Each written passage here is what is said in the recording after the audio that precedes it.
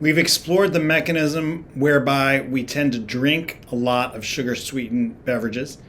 Now we turn to the mechanism whereby sugar-sweetened beverages cause their harm.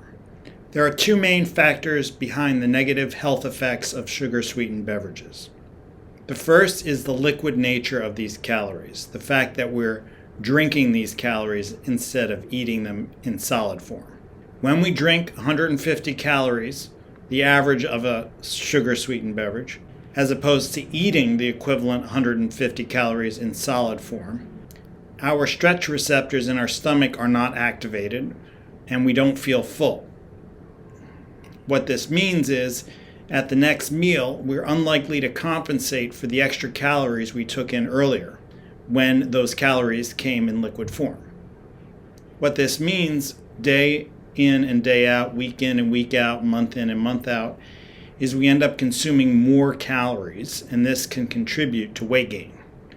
The second factor behind the harm from sugar-sweetened beverages, in addition to their liquid form, is the concentrated sugar we're ingesting. This concentrated sugar raises our blood sugar levels rapidly, and this rapid rise in blood sugar leads to both insulin resistance and chronic inflammation. Insulin resistance occurs when we eat a lot of sugar. So glucose is another word for sugar. Normally, when we consume sugar, it triggers insulin release from the pancreas, and insulin then allows glucose to go from the bloodstream and into cells. When we have a lot of glucose in our diet, insulin is triggered once again, and it tries to allow glucose into the cells. But what happens is the cells are constantly bombarded by insulin because glucose is ever present in the diet. And eventually these receptors for insulin in the body cells start to downregulate their activity because the signal is so strong and repetitive that they become resistant to it. What this means is that glucose can no longer enter cells. Despite an excess amount of glucose in the bloodstream, it's not able to enter the cells of our body. So it's floating around the bloodstream. Our cells are starving for glucose, signaling for us to eat more, but the glucose is unable to get into the cells. And glucose in the bloodstream can do damage to all parts of the body, leading to eye disease and blindness, leading to kidney failure, leading to limb amputation, leading to heart disease, progression of plaques in the arteries, and leading to diabetes. High amounts of blood sugar also lead to inflammation in the body.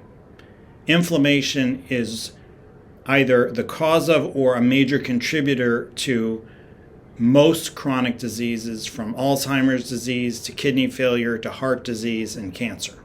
And the evidence is clear that the more sugar-sweetened beverages we drink, the higher our risk of chronic disease and illness.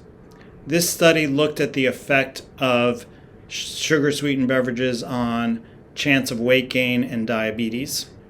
It showed that consuming one or more sugar-sweetened beverages per day compared to less than one a month raises risk for diabetes by 83%, and drinking one or more sugar-sweetened beverage per day compared to less than one per month raises risk of obesity by 37%.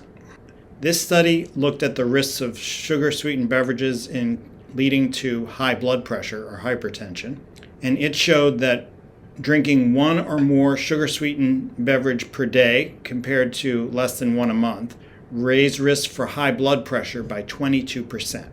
And finally, this study looked at the effect of sugar-sweetened beverages on the risk for heart attack and heart disease. Consuming two or more sugar-sweetened beverages a day compared to one or less per month raised risk for heart disease by 35%. We've looked now at the mechanism whereby sugar-sweetened beverages cause us to drink them in excess and how that excess sugar-sweetened beverage causes harm.